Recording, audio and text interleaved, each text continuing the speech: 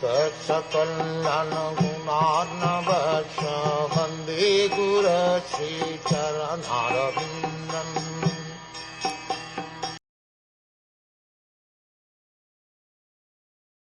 O original person, we are therefore but yours only.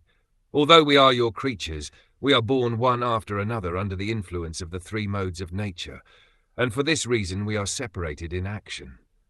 Therefore, after the creation, we could not act concertedly for your transcendental pleasure. The cosmic creation is working under the influence of the three modes of the external potency of the Lord. Different creatures are also under the same influence, and therefore they cannot act concertedly in satisfying the Lord. Because of this diverse activity, there cannot be any harmony in the material world. The best policy, therefore, is to act for the sake of the Lord. That will bring about the desired harmony.